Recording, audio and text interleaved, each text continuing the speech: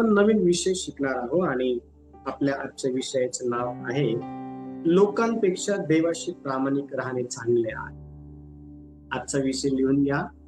आजचा विषय आहे लोकांपेक्षा देवाशी प्रामाणिक राहणं चांगलं आहे. हा आजचा आपला विषय आहे. आणि आज आपण सर्वात जास्त वर्तमान समयामध्ये देवापेक्षा जास्त प्रामाणिक लोकांबरोबर राहतो आणि देवाशी आपण अप्रामाणिक जे आहे अशा स्वरूपाचे जीवन जगत असतो. परंतु मला तुम्हाला हे विचारायचं आहे की माणसाची प्रामाणिक राहणं हे चांगलं आहे का देवाशी प्रामाणिक राहणं हे चांगलं आहे? आणि माणसाची प्रामाणिक राहणे हे जर चांगलं असेल तर मग तुम्ही माणसाशी प्रामाणिक हे कोणत्या संदर्भामधून राहतात आणि देवाशी प्रामाणिक राहणं जर चांगलं आहे तर मग तुम्ही देवाशी प्रामाणिक कोणत्या संदर्भातून राहतात हे आज हे आपण जे आहे ते काही अंशी काय करणार आहोत, शिकणार आहोत. आता आपला आजचा जो विषय आहे, आपला आजचा विषय आहे लोकांपेक्षा देवाशी प्रामाणिक राहणं चांगलं आहे. आणि आपण आपल्या स्वतःचं जर आत्मपरीक्षण केलं तर आपल्याला हे समजून येतं की आपण देवाशी कमी आणि माणसाशी जास्त प्रामाणिक राहतो. आणि माणसाशी प्रामाणिक राहण्यामागच्या अनेक कारण आहेत. ते कारण आपण पाहणार नाही, नाहीतर मग आपला हा आजचा जो विषय आहे हा सविस्तरपणे शिकवायचा राहून जाईल.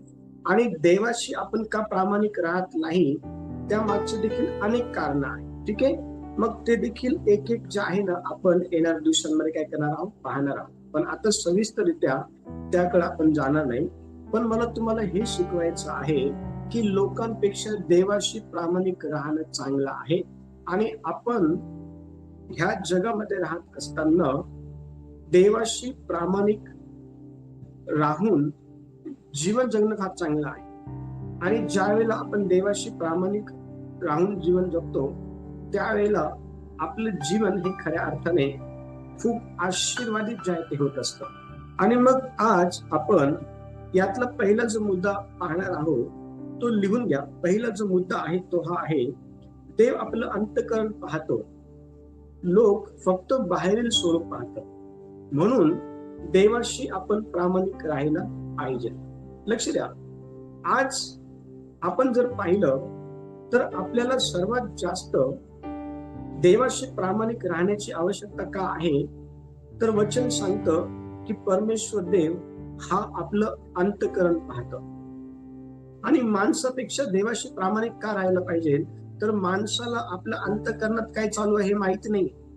माणूस हा आपलं बाहेरील स्वरूप पाहतो. म्हणून आपण माणसापेक्षा, आपण लोकांपेक्षा देवाशी प्रामाणिक राहणं चांगलं आहे. आणि देवाशी प्रामाणिक राहण्यासाठी आपण एक वचन जे आहे ते वाचणार आहोत आणि त्या वचनातून आपण हे समजून घेणार आहोत की खऱ्या अर्थाने परमेश्वर देवाचं बघणं आणि माणसाचं बघणं कसं आहे. आणि आपण यामध्ये हे हा निर्णय घ्यायचा आहे की आपल्याला माणसाशी प्रामाणिक राहायला पाहिजे का मग देवाशी प्रामाणिक राहायला पाहिजे.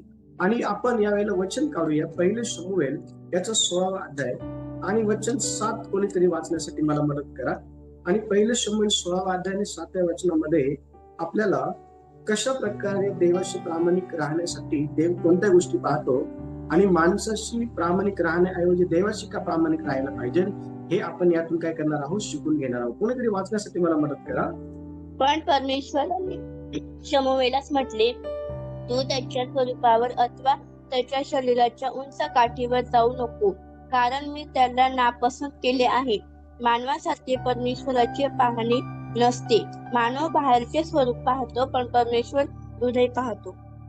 Very good. आता बघा, ह्या ठिकाणी आपण पाहतो की परमेश्वर देवाने शाऊलाला राजपदावरून जुगारून दिलं आणि शाऊलाचं राजपद हे खाली असल्या कारणामुळं आता परमेश्वर देवाला ते भरायचं आहे. आणि ते पद भरण्याकरता, ते राजपद भरण्याकरता परमेश्वर देवाला अशा व्यक्तीची गरज होती जी जो त्याच्या मनासारखा असेल. आणि तो तो व्यक्ती किंवा तो माणूस हा आपल्याला कुठं दिसून येतो, तर हा संपूर्ण शास्त्रभाग वाचल्यानंतर आपल्याला कळतं की तो व्यक्ती जो आहे ना, तो व्यक्ती आपल्या बापाची जी काही मेंढरं आहे, शेरडं मेंढरं आहेत, ती घेऊन चालायला गेलेला आहे. आणि शमूएल हा ज्या वेळेला वचन ज्यावेळेस आपण वाचतो, तर वचनामध्ये अतिशय स्पष्टपणे सांगितलेलं आहे की इशायाचे 7 पुत्र होते. आणि ज्यावेळेस इशायाच्या घरी शमूएल हा गेला आणि शमूएलाला वाटलं की जो पण व्यक्ती ना चांगला उंच असेल, देखणा असेल, धिप्पाड असेल ना, शाऊला सारखाच असेल, असाच व्यक्ती परमेश्वर देवाने इस्रायलाचा राजा म्हणून निवडलेला असेल. म्हणून शाऊल हा त्या इशायाच्या घरी त्याच्या पुत्रांना बघत असताना तो बाहेरील स्वरूप त्यांचं बघत आहे. आणि बाहेरील स्वरूप बघत असताना परमेश्वर देव हा शाऊलाला स्पष्टपणे एक गोष्ट सांगताना दिसून येत होती, ही की माणसाचं जे बघणं आहे ना, तसं परमेश्वराचं बघणं नाही. पहिली गोष्ट लक्ष द्या, आपण लोकांपेक्षा देवाशी प्रामाणिक का राहायला पाहिजे, तर लोकांच्या बघण्यासारखं परमेश्वराचं बघणं नसतं. तर परमेश्वराचं बघणं हे लोकांच्या बघण्याच्या पलीकडे असतं. आणि परमेश्वर काय पाहतो, तर ह्या वचनाच्या शेवटी असं लिहिलेलं आहे की परमेश्वर हृदय पाहतो. लक्ष द्या, आपल्या अंतःकरणामध्ये काय चालू आहे याविषयीची कल्पना ही माणसाला मुळीच नसते, पण त्याची कल्पना परमेश्वराला आहे. आणि म्हणून माणसासोबत प्रामाणिक राहण्याऐवजी आपण देवासोबत प्रामाणिक राहणं फार गरजेचं आहे. कारण परमेश्वर देव हा आपल्या अंतःकरणामध्ये काय करतो माहिती का, पाहत असतो. आणि लक्ष द्या, हीच गोष्ट ह्या ठिकाणी आपण पाहतो की शमूएलाला परमेश्वर देव काय करता माहिती का, सांगत आहे. आणि ज्या वेळेला आपण प्रेषितांचं पुस्तक 13वा अध्याय आणि त्याचं 22 वचन आपण वाचतो ना, तर त्या ठिकाणी परमेश्वर देवाने मनासारखा व्यक्ती हा काय केला माहिती का, त्या राजपदावरती बसण्याकरता निवडलेला होता. आणि लक्ष द्या, तो देवाच्या मनासारखा का होता माहिती का, कारण त्याच्या हृदयामध्ये परमेश्वर देवाने कुठल्याही प्रकारचं जे काही कपट आहे ते बघितलेलं नव्हतं. बघा तो कसा होता. कोणीतरी 13वा अध्याय, प्रेषितांचं पुस्तक 13वा अध्याय आणि वचन 22 वाचण्यासाठी मदत करा. काय म्हणतात तिकडे पहा. नंतर त्याचा राजा होण्यासाठी दावीद उभा केला आणि त्याच्याविषयी प्रतिज्ञेने म्हटले की इशायाचा पुत्र दावीद मला माझ्या मनासारखा मिळाला आहे, तो माझ्या सर्व इच्छा सिद्धीस नेईल. Very good. लक्ष द्या, परमेश्वर देवाने दाविदाच्या अंतःकरणामध्ये काय बघितलं माहिती का, परमेश्वर देवाने दाविदाच्या अंतःकरणामध्ये बघितलं की माझ्या सर्व इच्छा सिद्धीस नेणारा हा तो व्यक्ती आहे. लक्ष द्या, परमेश्वर देवाने दाविदाच्या अंतःकरणामध्ये काय बघितलं तर माहिती का, दावीद हा परमेश्वराच्या इच्छा सिद्धीस नेणारा अशा प्रकारचा व्यक्ती आहे. हे परमेश्वर देवाने त्याच्या अंतःकरणामध्ये बघितलं. परमेश्वर देवाने दावीदाच्या अंतःकरणामध्ये काय बघितलं होतं माहिती का, तो एकदम सरळ होता. लक्ष द्या, आणि त्याची सरळता ही आपल्याला पहिले शमूएलामध्ये अतिशय सविस्तरपणे पाहायला भेटते, दुसऱ्या शमूएलामध्ये पण पाहायला भेटते. लक्ष द्या, आपण या वर्तमान समयामध्ये राहत असताना आपल्याला लोकांपेक्षा देवाशी जास्त प्रामाणिक का राहायचं आहे हे जर समजून घ्यायचं असेल, तर ही जी 2 वचनं आपण आता वाचली आहे ना, तर ह्या 2 वचनामध्ये अतिशय स्पष्टपणे हे लिहिण्यात आलेलं आहे की परमेश्वर देव हा अंतःकरण पाहतो की आपण आपल्या अंतःकरणामध्ये किती देवाच्या इच्छेला सिद्धीस नेणारा व्यक्ती आहोत. आपण आपल्या अंतःकरणामध्ये किती देवाच्या इच्छेला प्राधान्य दिलेलं आहे, आपण आपल्या अंतःकरणामध्ये किती देवाच्या मनासारखं आहे, आपण आपल्या अंतःकरणामध्ये किती देवाला आवडेल अशा प्रकारच्या विचारसरणीचे लोक आहोत, हे परमेश्वर देव आपल्याला अंतःकरणामधून पाहतो. लक्ष द्या, पारखतो परमेश्वर देव आपल्याला, आपलं अंतःकरण परमेश्वर पाहत. परमेश्वरासारखं दृष्टी ही माणसाकडे नाहीये तुम्हाला बघण्याची, आपल्याला बघण्याची. आणि म्हणून माणसापेक्षा जास्त आपण देवाशी प्रामाणिक राहायला पाहिजे. पण आज वर्तमान समयामध्ये दुर्दैव हे आहे की आपण देवापेक्षा जास्त प्रामाणिक माणसाबरोबर राहतो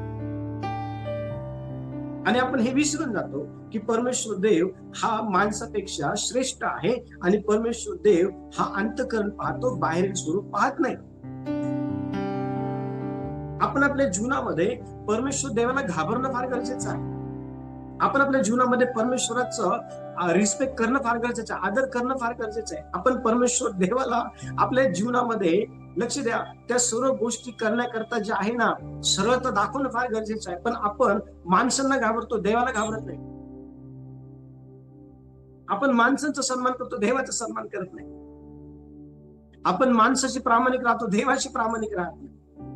आणि लक्ष द्या, आपण ह्या दिवसांमध्ये काय शिकलं पाहिजे, तर माणसापेक्षा जास्त प्रामाणिकता आपण देवासोबत ठेवली पाहिजे.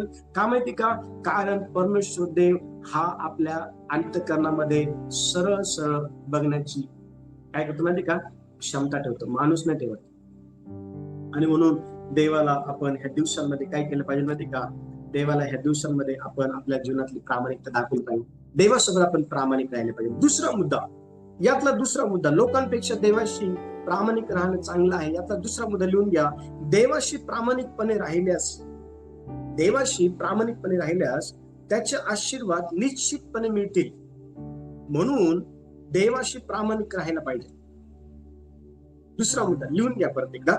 देवाशी प्रामाणिक राहिल्यास त्याचे आशीर्वाद निश्चितपणे मिळतील.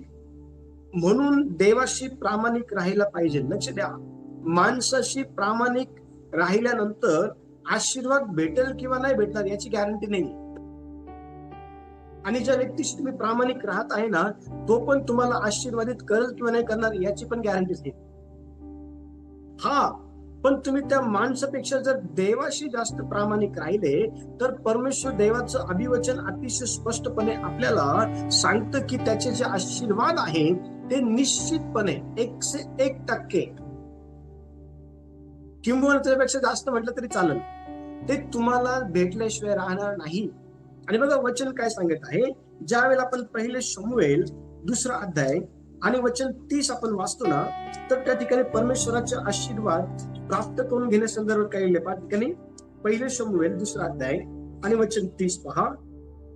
जास्त इस्रायलाचा देव परमेश्वर म्हणतो, तुझे घराणे व तुझ्या बापाची घराणे मज समोर निरंतर चालू राहील. असे मी म्हटले होते खरे, पण आता परमेश्वर सांगतो, असे माझ्या हातून न घडो. कारण जे माझा आदर करतात त्याचा मी आदर करीन, आणि जे मला तुच्छ मानतात त्यांना त्यांचा अवमान होईल. हा, बघा वचन काय सांगत आहे परमेश्वर देव. ह्या ठिकाणी परमेश्वर देव एलीच्या घराण्याविरुद्ध भविष्यवाणी करत आहे. आणि एलीच्या घराण्याला परमेश्वर देवाने हे अभिवचन दिलं होतं की तुझं घराणं आणि तुझ्या बापाचं घराणं माझ्या समोर निरंतर चालू राहील असं मी म्हटलं होतं. पण आता परमेश्वर देव म्हणत आहे की जे मी म्हटलं त्याप्रमाणे होणार नाही. का? कारण तुझ्या घराण्यातील तुझ्या लेकरांनी माझा अनादर केलेला आहे. लक्ष द्या, ज्या वेळेला आपण माणसाशी प्रामाणिक राहतो देवापेक्षा जास्त, त्यावेळेला एकीकडे आपण देवाचा अनादर करत असतो. आणि परमेश्वराचं वचन ह्या ठिकाणी स्पष्टपणे सांगत आहे, ज्यावेळेस हे वचन आपण वाचतो ना, परमेश्वर ह्या ठिकाणी म्हणतो की जे माझा आदर करतात त्यांचा मी आदर करेन. जर देवाने तुमचा आदर करावा अशी जर तुमची इच्छा असेल तर तुम्ही माणसापेक्षा जास्त आदर देवाचा करायला शिकणं फार गरजेचं आहे. माणसापेक्षा जास्त प्रामाणिकता तुम्ही देवाशी दाखवणं फार गरजेचं आहे. लक्ष द्या, देवाचे सांगत आहे की जे माझा अपमान करतात, जे मला तुच्छ मानतात त्यांना माझे आशीर्वाद भेटणार नाही. जर आज तुम्हाला देवाचे आशीर्वाद पाहिजे असेल, तुमच्या कामधंद्यामध्ये, तुमच्या परिवारामध्ये, तुमच्या पैशा अडक्यामध्ये, तुमच्या तेलापिठामध्ये, तुमच्या आरोग्याला घेऊन, तुमच्या भविष्याला घेऊन, तुमच्या पिढीमध्ये जन्माला आलेल्या प्रत्येक व्यक्तीच्या जीवनामध्ये आशीर्वाद जर तुम्हाला पाहिजे असेल तर तुम्हाला परमेश्वर देवाचा आदर करणं फार गरजेचं आहे माणसापेक्षा जास्त. तुम्हाला परमेश्वर देवाशी प्रामाणिक राहणं फार गरजेचं आहे माणसापेक्षा जास्त. लक्ष द्या, ह्या जगामध्ये राहत असताना आपण आपल्या स्वतःचं आत्मपरीक्षण केलं पाहिजे आणि आपण आपल्या स्वतःला हा प्रश्न विचारला पाहिजे, काय मी देवापेक्षा जास्त माणसाशी प्रामाणिक राहत आहे का? आणि जर मी माणसाशी जास्त प्रामाणिक राहत आहे तर एकीकडे मी परमेश्वर देवाचा अनादर करत आहे. एकीकडे मी परमेश्वर देवाला तुच्छ मानत आहे. लक्ष द्या, परमेश्वर देवाचा आदर करण्याकरता तुम्ही तुमच्या स्वतःला जे आहे ना, एक अशा स्तरावरती आणणं फार गरजेचं आहे, ज्या ठिकाणी तुमच्याद्वारे परमेश्वर देव हा गौरवला जाईल आणि त्याचे आशीर्वाद तुमच्या जीवनावर तुम्हाला पाहायला भेटतील. देवाचं वचन ज्यावेळेला आपण वाचतो ना, अतिशय स्पष्टपणे परमेश्वराचं वचन आपल्याला सांगतं की एलीच्या घरामध्ये त्याच्या मुलांनी परमेश्वर देवाचा अनादर केलेला. परमेश्वर देवाने जे आशीर्वाद एलीला आणि त्याच्या घराण्याला आणि त्याच्या पिढीमध्ये दिलेलं, त्यांना लक्ष द्या, ते सर्व आशीर्वाद श्रापामध्ये त्याच्या लेकरांनी बदलून टाकलेले. जर आपण माणसाचा आदर करत असतो देवापेक्षा जास्त, तर लक्ष द्या, आपण आपल्या जीवनामध्ये देवाचे आशीर्वाद गमवलेले आहेत, त्याच्याऐवजी आपण श्राप गमवलेले आहे. कारण एकीकडे आपण परमेश्वराचा अनादर करत आहोत. लक्ष द्या, माणसापेक्षा जास्त श्रेष्ठत्व हे तुम्ही देवाला दिलं पाहिजे. माणसापेक्षा जास्त आदर तुम्ही देवाचं केलं पाहिजे. माणसापेक्षा जास्त प्रामाणिकता तुमच्यामध्ये देवाला घेऊन असली पाहिजे. हे तुमचं खरं लाईफ असलं पाहिजे, हे तुमचं खरं जीवन असलं पाहिजे. जर अशा प्रकारचं जीवन तुमचं असेल, तर परमेश्वर देव म्हणत आहे की मी तुला माझे आशीर्वाद निश्चित देईल. निश्चित, हो, निश्चित देईल. बघा, उत्पत्तीचं पुस्तक 39वा अध्याय आणि त्याचं 9 वचन बघा काय म्हणत आहे. उत्पत्तीचं पुस्तक 39वा अध्याय आणि वचन 9 पहा काय म्हणतात ठिकाणी.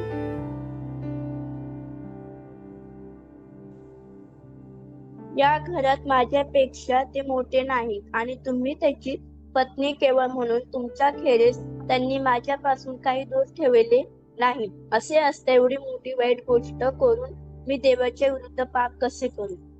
हा, बघा कसा आदर आहे योसेपाच्या जीवनामध्ये. योसेपाने परमेश्वर देवाचा आदर बघा कसं केला. योसेपाने परमेश्वराचं भय बघा कसं धरलं. योसेपाने माणसाला खुश करण्यापेक्षा देवाला बघा कसं खुश केलं. तो म्हटलेला आहे की मी देवाच्या विरोधात जाऊन पाप कसं करू. तुम्हाला माहिती का, ह्या ठिकाणी ही पोतीफरची पत्नी होती आणि तिने त्याला पाप करण्याकरता प्रवृत्त केलं होतं. तिने त्याला खुश करण्याकरता प्रवृत्त केलं होतं. लक्ष द्या, पण त्या ठिकाणी योसेपाने पोतीफराच्या पत्नीला त्या ठिकाणी सन्मान देण्याऐवजी, खुश करण्याऐवजी, तिचं ऐकण्याऐवजी, तिच्या समोर झुकण्याऐवजी, लक्ष द्या, त्याने परमेश्वराचा आदर केला, परमेश्वराचा सन्मान केला, परमेश्वरासमोर तो झुकला, त्याने परमेश्वराचं ऐकलं. आपण आपल्या जीवनामध्ये डिसिजन घेणं फार गरजेचं आहे, निर्णय घेणं फार गरजेचं आहे. आपण माणसाचं ऐकलं पाहिजे का आपण देवाचं ऐकलं पाहिजे? आपण माणसाशी प्रामाणिक राहायला पाहिजे का आपण देवाशी प्रामाणिक राहायला पाहिजे? आपण देवासमोर नम्र झालं पाहिजे की आपण माणसासमोर नम्र झालं पाहिजे? लक्ष द्या, ह्या ठिकाणी योसेपाला ज्या वेळेस निर्णय करण्याची संधी भेटली की मला कुणासोबत प्रामाणिक राहायचं आहे, तर त्या ठिकाणी त्याने कोणता निर्णय घेतला माहिती का? प्रामाणिक राहण्यासंदर्भाचा. माणसासोबत नाही तर देवासोबत प्रामाणिक राहण्याचा निर्णय घेतला. ह्या जगामध्ये राहत असताना आपण आपल्या जीवनाला अनुशासनतेमध्ये आणणं फार गरजेचं आहे. आणि कोणत्या प्रकारचं अनुशासन आपण आपल्या जीवनामध्ये आणलं पाहिजे, तर ते आहे आध्यात्मिक अनुशासन. देवाशी प्रामाणिक राहण्यासंदर्भाचं अनुशासन. देवाला आवडेल त्या गोष्टी करण्याच्या अनुषंगाने आणणारं अनुशासन आपल्यामध्ये असलं पाहिजे. चर्च, लक्ष द्या, का माहिती का? कारण आपल्या जीवनामध्ये माणूस हा आपल्याकरता आशीर्वादितच ठरल असं नाही, पण परमेश्वर तुला सांगतो माझे आशीर्वाद हे तुझ्या घराण्याला, तुझ्या पिढीला आणि तुला निश्चितपणे मिळतील. केव्हा? पण ज्यावेळेस आपण देवाचा आदर करू. त्या लक्ष द्या, ज्यावेळेला आपण देवाशी प्रामाणिक राहू, ज्यावेळेला आपण देवाला आपल्या जीवनामध्ये प्रथम प्राधान्य देऊ, त्यावेळेला देवाचे आशीर्वाद आपल्याला भेटतील. तिसरा मुद्दा लोकांपेक्षा देवाशी प्रामाणिक राहण्याचं कशा प्रकारे चांगलं. त्याचा तिसरा मुद्दा लिहा, देवासमोर खरेपणाने राहणे चांगल्या जीवनासाठी मार्गदर्शक ठरते. देवासोबत किंवा देवासमोर खरेपणाने राहणे चांगल्या जीवनासाठी मार्गदर्शक ठरते. लक्ष द्या, तुम्ही कितीही खरेपणाने लोकांसमोर राहा, तुम्हाला तुमच्या जीवनामध्ये चांगलं जीवन जगण्याकरता ते मार्गदर्शन करणार नाही. हा, तुमच्या खरेपणाचा गैरफायदा घेतील ते. तुमच्या खरेपणाचा ते गैरफायदा घेतील, तुमच्यावरती अनेक गोष्टी ते मिळवतील, पण तुम्हाला चांगले जीवन तुम्ही जगावं यासाठी ते तुमच्या हिताच्या गोष्टी कधीच करणार नाही. म्हणून लोकांशी प्रामाणिक राहण्याऐवजी तुम्ही देवासमोर खरेपणाने चालणं हे फार गरजेचं आहे, लोकांसमोर खरेपणाने चालण्याऐवजी. का माहिती का? बघा वचन काय सांगितलं, नीतिसूत्राचं पुस्तक 10वा अध्याय आणि त्याचं वचन 9 पहा काय म्हणताय. नीतिसूत्राचं पुस्तक 10वा अध्याय आणि वचन 9 वाचा आपण या वेळेला. सात्विकपणे चालणारा निर्भयपणे चालतो, कुटील मार्गाने चालणारा करुणी. Very good. सात्विकपणे चालणारा जो आहे ना, कुणाला घाबरत नाही. सात्विकपणे, सरळपणे, खरेपणाने चालणारा जो व्यक्ती ना, तो माणसांना मुळीच घाबरत नाही, मुळीच नाही. लक्ष द्या, हा तो देवाला घाबरतो. माणसासमोर आपण जितकं खरेपणाने चालू, जितकं खरेपणाने वागू, तितकं जास्त आपल्या जीवनामध्ये अनेक प्रॉब्लेम जे आहेत ते क्रिएट होतील. आणि ज्या लोकांबरोबर तुम्ही खरेपणाने चाललाय, खरेपणाने वागलाय, तेच लोक तुमच्या जीवनामध्ये प्रॉब्लेम क्रिएट करतील. का? कारण तुमचं वागणं त्यांना आवडत नाही. त्यांच्या जीवनामध्ये कुठेतरी भ्रष्टता आहे, त्यांच्या जीवनामध्ये कुठेतरी ते पडलेले आहे, कोणत्या तरी विषयाला घेऊन, कोणत्या तरी गोष्टींमध्ये ते अविश्वास झालेले आहे. आणि ज्या वेळेला तुम्हाला त्या गोष्टींमध्ये विश्वास बघतात, तुम्ही खरेपणाने चालतात ना, त्यावेळेला तुम्हाला अनेक चुकीच्या पद्धतीने ते त्रास द्यायचा प्रयत्न करतात. पण लक्ष द्या, अशा वेळेला तुमच्या त्या चांगल्या वागणुकीमुळे तुम्ही त्यांचं भय कधीच घेणार नाही किंवा धरणार नाही. का माहिती का? कारण तुमची चांगली वागणूक ही परमेश्वराला आवडलेली असल्या कारणामुळं तुमच्यामध्ये आता परमेश्वर देवाने कोणता आत्मा टाकला माहिती का? धैर्याचा आत्मा, भित्रेपणाचा नाही, निर्भीडपणाचा जो आत्मा आहे ना, तो आता तुमच्या ठाई आहे. आणि तो तुम्हाला काय करतो माहिती का? तो तुम्हाला चांगलं जीवन जगण्यासाठी आता मार्गदर्शक अशा प्रकारचं झालेलं आहे. आणि अशाच प्रकारचं जीवन हे पवित्र शास्त्रामध्ये ज्यावेळेस आपण दानिएलचं पुस्तक 6वा अध्याय आणि त्याचं 10वं वचन वाचतो ना, पहा त्या ठिकाणी काय म्हटलेलं आहे की कशा प्रकारे दानिएल हा खरं जीवन जगून परमेश्वर देवाला संतुष्ट करणारा होता. आणि बघा दानिएलच्या पुस्तकामध्ये काय लिहिलेलं आहे, 6वा अध्याय आणि त्याचं 10वं वचन पहा.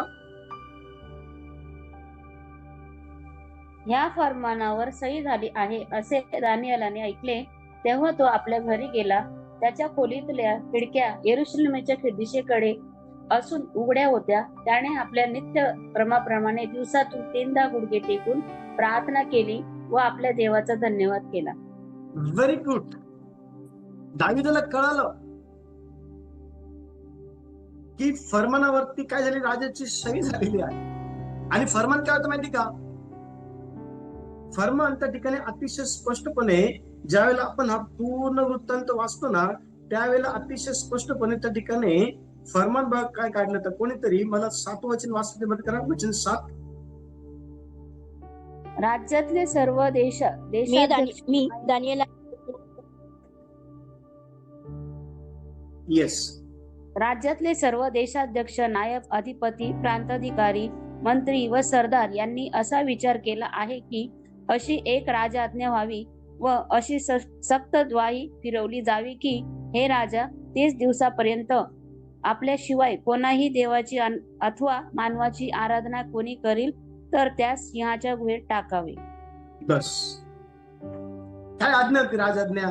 म्हणजे बघा त्या ठिकाणी कोणती आज्ञा करण्यात आली? ती कोणत्याही देवाला मानायचं नाही, कोणत्याही माणसाला मानायचं नाही. आणि जो कोणी देवाला मानेल किंवा माणसाला मानेल 30 दिवसापर्यंत त्याला सिंहाच्या गुहेत टाकून द्यायचं. आपण त्या ठिकाणी असतो तर आपण म्हटलं असलं 30 दिवस कशाला प्रार्थना करायची, कशाला मीटिंग जॉईन करायची, कशाला चर्चला जायचं, कशाला उपवास करायचं. चांगले सिंहाच्या गुहेत जाण्यापेक्षा 30 दिवस आरामात खा प्या आणि व्यवस्थित राहा, काही देव करू नका. आपण तडजोड केली असते त्या ठिकाणी, आपण कॉम्प्रोमाइज केली असते त्या ठिकाणी. दानिएला समोर ही संधी होती कॉम्प्रोमाइज करायची. पण तुम्हाला माहितीये का, दानिएलाने त्या ठिकाणी हे ऐकलं की दार्यावेश राजाने फरमानावरती सही केलेली आहे आणि राजाच्या आज्ञेचं उल्लंघन म्हणजे सरळ सरळ सिंहाच्या गुहेत जाणं आहे. पण त्या ठिकाणी दानिएलाने कुठल्याही प्रकारची पर्वा न करता त्याने परमेश्वर देवासमोर खऱ्या रीतीने जाऊन त्याच्या खोलीतल्या खिडक्या ह्या यरूशलेमेच्या दिशेला उघडून त्याने 3 वेळेस गुडघे टेकून प्रार्थना केली. त्याने तडजोड केली नाही, त्याने माणसाला खुश केलं नाही, त्याने माणसाच्या आज्ञेपेक्षा देवाच्या आज्ञेला जास्त महत्व दिलं, त्याने माणसाच्या सन्मानापेक्षा देवाचा जास्त सन्मान केला. लक्ष द्या. आणि तुम्हाला माहिती का, देवाचं वचन अतिशय स्पष्टपणे आपल्याला हे सांगतं की दानिएलाने प्रार्थनेत तडजोड केली नाही, तो चांगलं जीवन देवासमोर जगला. लक्ष द्या, अनेक वेळा लोक तुम्हाला चुकीच्या पद्धतीने जीवन जगण्याकरता अनेक प्रेशर टाकतील, अनेक प्रेशर मधून देखील तुम्हाला जावं लागेल. अशा वेळेला तुम्हाला निर्णय घ्यायचा आहे की मी देवाने सांगितलेल्या गोष्टींप्रमाणे जीवन जगावं की माणसाने सांगितलेल्या गोष्टींप्रमाणे जीवन जगावं. आणि लक्ष द्या, तुम्ही माणसापेक्षा देवाची जर निवड केली तर तो देव तुमच्या सर्व संकटातून कारण वचन सांगते या ठिकाणी की दानिएलाला प्रार्थना करताना पाहिल्यानंतर त्या ठिकाणी दानिएलाला उचलून सिंहाच्या गुहेमध्ये टाकण्यात आलं होतं. चर्च सिंहाच्या गुहेमध्ये दानिएलाला टाकण्यात आलं होतं. आणि तुम्हाला माहितीये का, सिंहाची तोंड परमेश्वर देवाने बंद केली. हो, बघा वचन काय सांगत आहे. वचन वाचू आपण यावेळेला, वचन वाचू. त्या ठिकाणी आपण वचनाकडे येऊ आणि त्या ठिकाणी दानिएल बघा काय म्हणत आहे. दानिएल अतिशय स्पष्टपणे त्या ठिकाणी बघा काय म्हणतात. कोणीतरी वाचण्यासाठी मला मदत करा. वचन 22, 21 आणि 22. दानियल राजाला म्हणाला, महाराज चिरायू असा माझ्या देवाने आपला दिव्य दूत पाठवून सिंहाच्या तोंडे बंद केली आहेत. त्यांनी मला काही एक उपद्रव्य केला नाही, कारण त्या देवासमोर मी निरपराधी ठरलो व महाराज आपलाही मी काही अपराध केला नाही. तेव्हा राजाने अत्यंत हर्षित होऊन आज्ञा केली की दानिएलास गुहेतून बाहेर काढा. त्यास गुहेतून बाहेर काढले तो त्याला काही इजा झाल्याचे दिसून आले नाही, कारण त्याचा देव आपल्या देवावर भरोसा होता. Very good. दानिएल काय म्हणत आहे, सिंहाच्या गुहेतून ते पण तो म्हटला की राजे साहेब चिरायू माझ्या देवाने आपला देवदूत पाठवून सिंहाची तोंड बंद केली. लक्ष द्या, चर्च ह्या जगामध्ये राहत असताना माणसासमोर जितकं खऱ्यापणाने तुम्ही चालाल ना, तितकं जास्त माणूस तुमच्या जीवनामध्ये प्रॉब्लेम क्रिएट करत. आणि देवासमोर जितकं तुम्ही खऱ्यापणाने चालाल ना, तितकं माणसाने तुमच्या करता प्रॉब्लेम क्रिएट केलेले परमेश्वर दूर करत राहील. लक्षात. हा, दानिएलाच्या जीवनामध्ये माणसांनी प्रॉब्लेम क्रिएट केले आणि त्याला सिंहाचे गुहेत टाकले, पण परमेश्वर देवाबरोबर तो खऱ्यापणाने चालत असल्या कारणामुळं सिंहाची तोंड परमेश्वर देवाने आपला स्वर्गदूत पाठवून बंद करून टाकली. आणि लक्ष द्या, लोकांना वाटलं की बरं झालं, आपल्या रस्त्यातला काटा दूर झाला. नाही नाही नाही नाही, तो काटा नव्हता, तो देवाची उपस्थिती घेऊन चालणारा व्यक्ती होता. लक्ष द्या, ह्या जगामध्ये राहत असताना आपण देवासमोर खरेपणाने राहिला पाहिजे. जर आपण खरेपणाने राहिलो तर लक्ष द्या, परमेश्वर देव आपल्याला आपल्या जीवनासाठी एक चांगला मार्ग आपल्याला दाखवेल. देवाची संकल्प, देवाची योजना ह्या आपल्या हिताच्या आहे. माणसाचे संकल्प, माणसाची योजना ह्या आपल्या हिताच्या आणि आपल्या नाशाच्या असतात. ते केव्हा पाडतील कळणार नाही, ते केव्हा सर्पदंश करतील कळणार पण नाही, ते केव्हा घात करतील कळणार पण नाही. आणि म्हणून देवासमोर खरेपणाने चालणं फार फार फार फार गरजेचं आहे. चौथा मुद्दा क्रमांक 4 लिहून द्या. लोकांचा सन्मान तात्पुरता असतो, पण देवाचा सन्मान सर्व काळ असतो. लक्ष द्या, मग तुम्हाला सर्व काळ देवाचा सन्मान करणारा व्यक्ती बनायचा आहे का तुम्हाला लोकांचा तात्पुरता सन्मान करणारा व्यक्ती बनायचा आहे? कदाचित लोक तुमचा सन्मान करतील पण तो तात्पुरता करतो, पण कदाचित देव पण तुमचा सन्मान करेल तर मग तो, लक्ष द्या, किंवा तुम्ही देवाचा सन्मान जर करायचा ठरवलेला आहे तर तो तुम्ही किती वेळ करणार आहात? वचन स्पष्टपणे सांगतं, नीतिसूत्राचं पुस्तक 29 अध्याय आणि वचन 35 पहा काय म्हणत आहे. नीतिसूत्रे 29 अध्याय आणि वचन 35.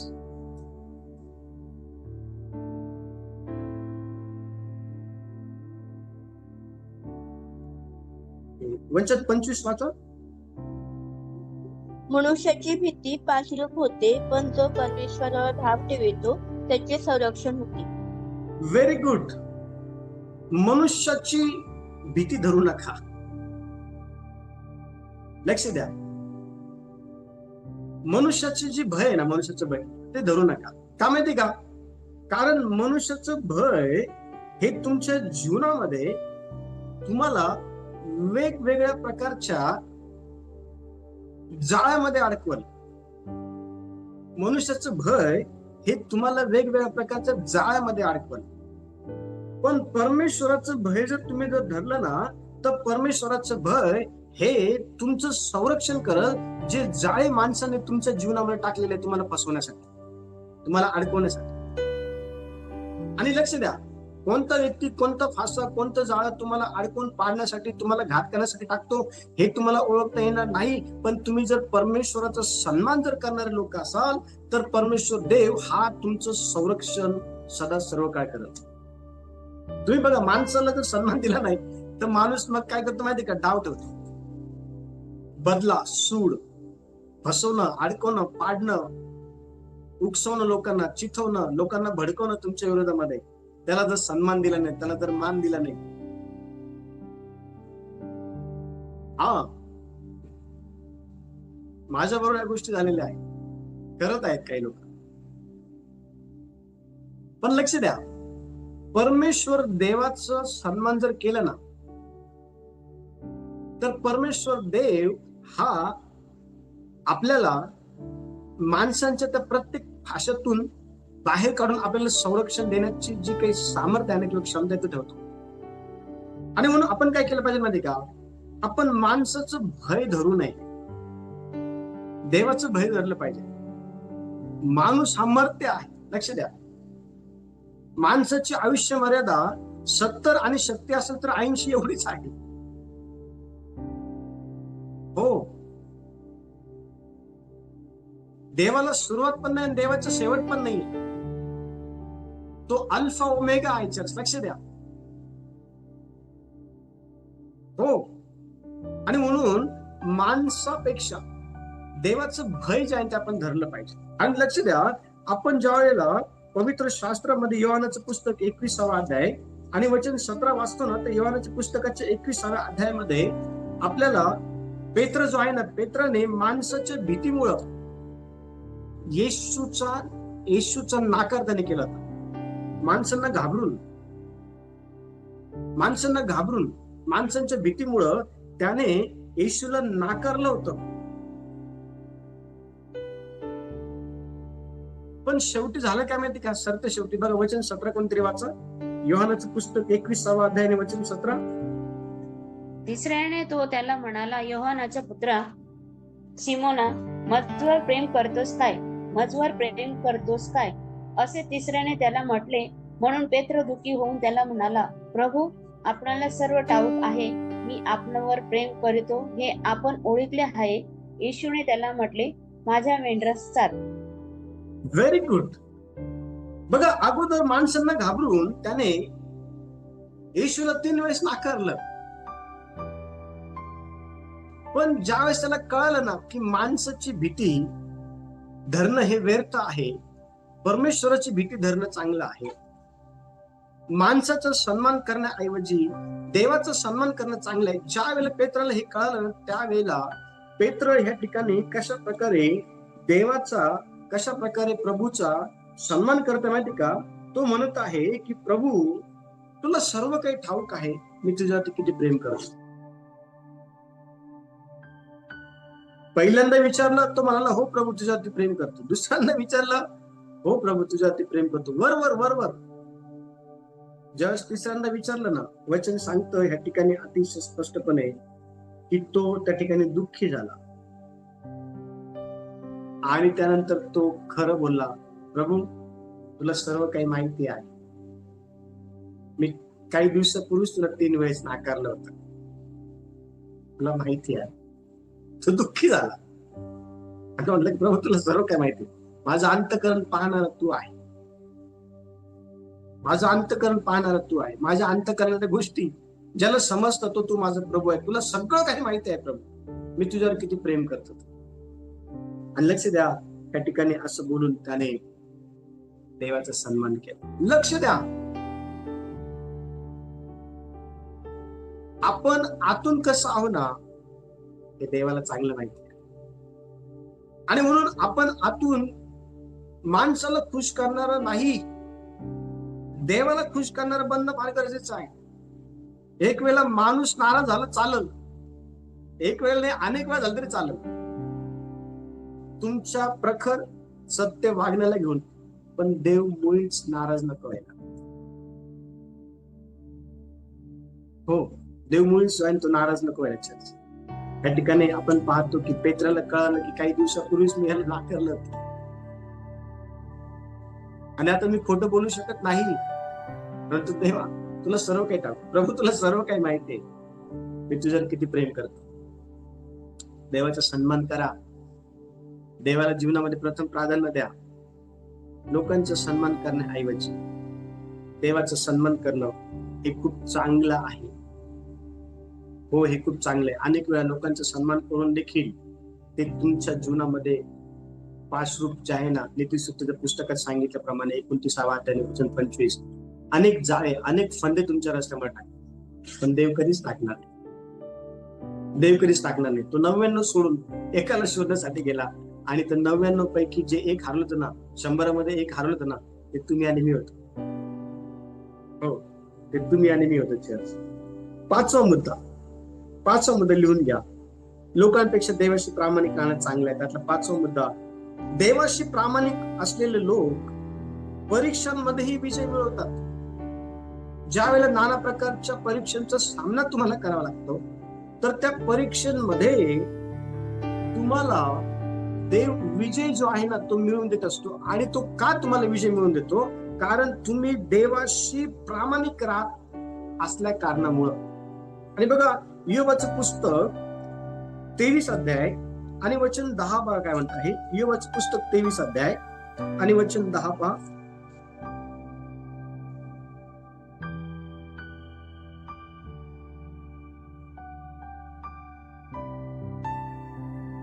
परंतु माझा मार्ग त्याला कळला आहे, त्याने मला पारखून पाहिले आणि मी सोन्यासारखा निघेल. हा, ह्या ठिकाणी देवापुढे आपला वाद करण्याची जी इच्छा आहे ना, ती इयोबाची असलेली आपल्याला पाहायला भेटते. आणि इयोब म्हणत आहे, माझा मार्ग परमेश्वर देवाला कळाला आहे आणि परमेश्वर देवाने मला पारखून पाहिलं. कसं पारखलं माहितीये का? चर्च त्याचं होतं नव्हतं सर्व क्षणात नाश पावलं. बघा, वचन आपण वाच, आपला विषय थोडा मोठा होईल, पण बघा आपण वचन वाचणार आहोत. ह्या ठिकाणी आपण बघा, कोणीतरी पहा, कोणीतरी वाचण्याचा पहिला अध्याय काढा. पहिला अध्याय आणि त्याचं 7वं आणि 8वं वचन वाच. 7 आणि 8 वचन. परमेश्वर सैतानास म्हणाला, तू आता कुठून आलास? सैतानाने परमेश्वरास उत्तर केले, मी पृथ्वीवर इकडे तिकडे हिंडून फिरून आलो आहे. परमेश्वराने सैतानास विचारले, माझा सेवक इयोब याच्याकडे तुझे लक्ष गेले आहे काय? भूतलावर त्याच्या तोडीचा सात्विक सरळ देवाला भिवून वागणारा व पापापासून दूर राहणारा असा दुसरा कोणी नाही. बघा, परमेश्वर देव हा इयोबाबद्दल साक्ष देते, इयोबाबद्दल बोलत आहे, प्रशंसा करते इयोबाची. काय प्रशंसा आहे? पृथ्वीवरती त्याच्या तोडीचा सात्विक सरळ देवाला घेऊन वागणारा, पापापासून दूर राहणारा असं कोणीच माणूस नाही.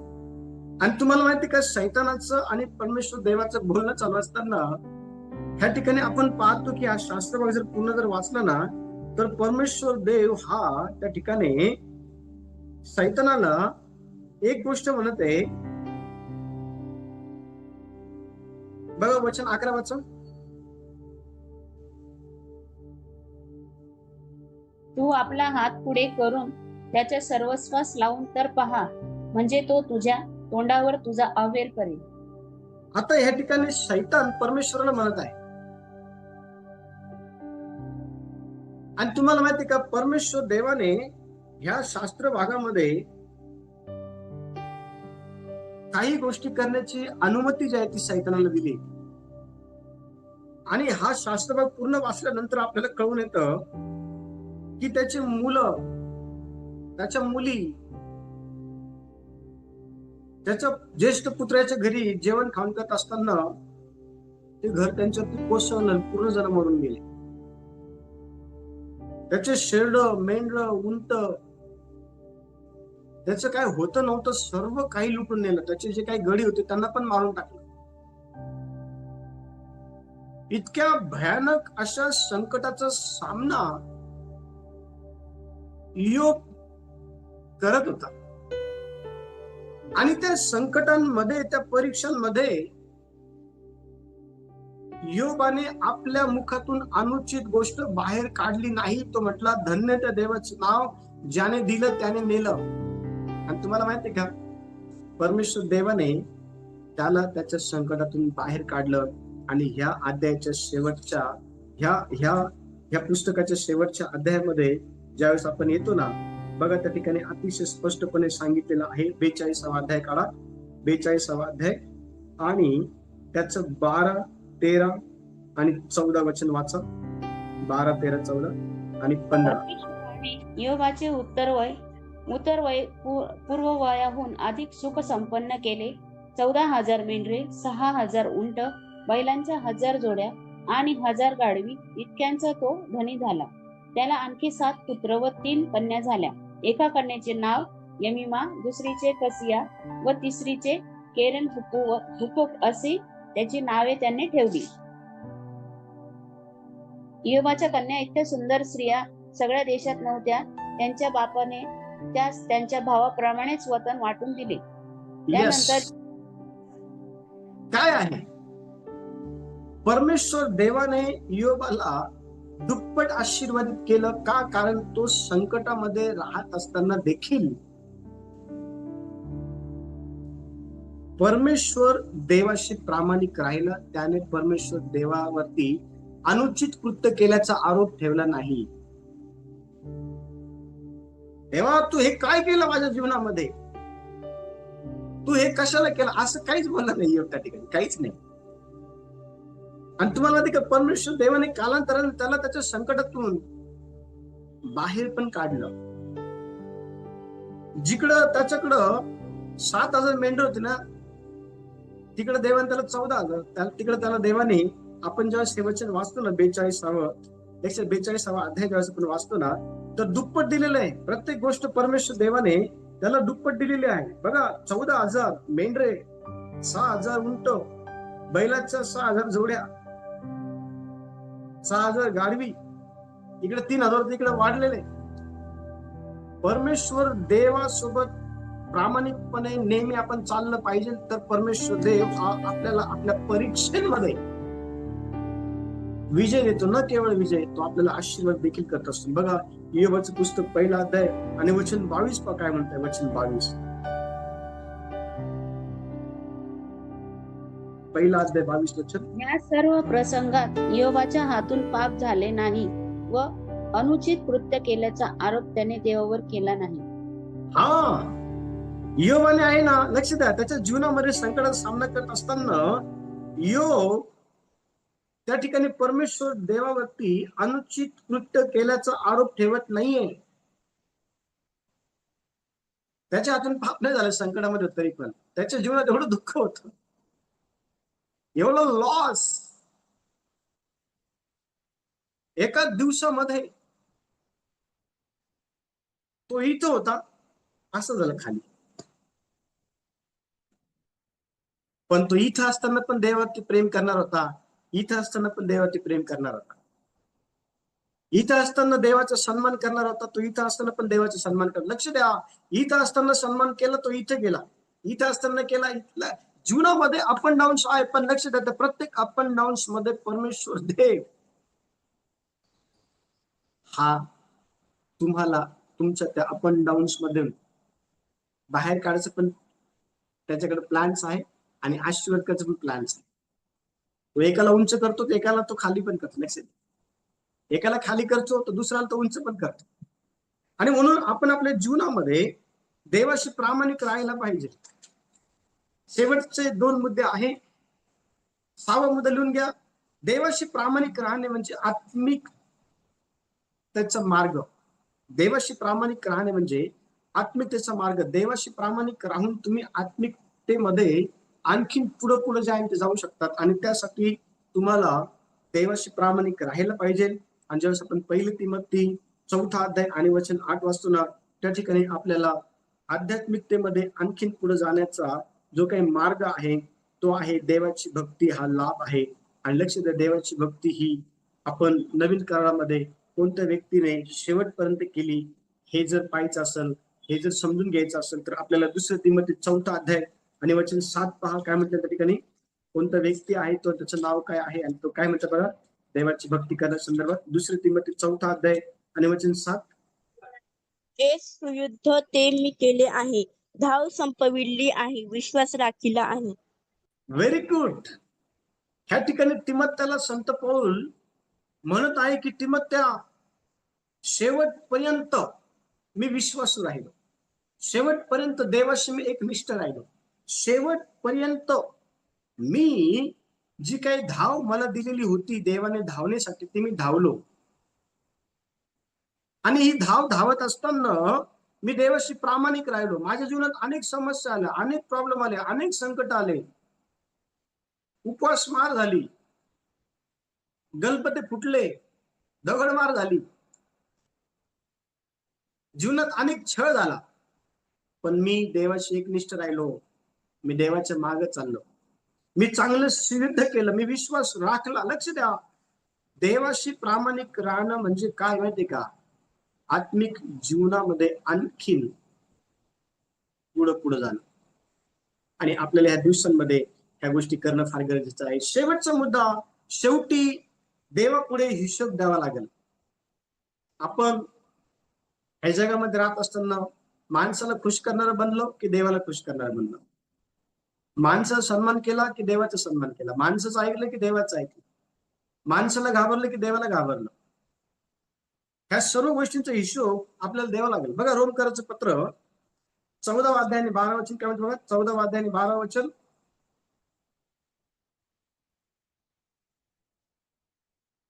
रोम 14:12. तर मग आपणातील प्रत्येक जण आपापल्या संबंधी देवाला हिशेब देईल. प्रत्येक जण, कोणीही सुटणार नाही. प्रत्येक जण आपापल्या संदर्भात देवाला हिशोब देईल. आणि लक्ष द्या, पवित्र शास्त्रामध्ये प्रेषणचं पुस्तक 5 अध्याय 4 वचनामध्ये हनन्या आणि सफेरा यांच्याकडनं हिशोब घेण्यात आला आणि त्यांनी हिशोब दिला, पण त्या ठिकाणी त्यांच्या हिशोबामध्ये गडबड होती. आणि परिणाम काय झालं हे तो संपूर्ण अध्याय वाचल्यानंतर तुम्हाला समजून येईल. लक्ष द्या, ह्या जगात राहत असताना आपण एक गोष्ट लक्षात ठेवायची आहे की आपल्याला एक दिवस देवासमोर उभं राहायचं आहे आणि हिशोब द्यायचा. आणि देव विचाराल, आपण त्याला सन्मान दिला की माणसांना सन्मान दिला?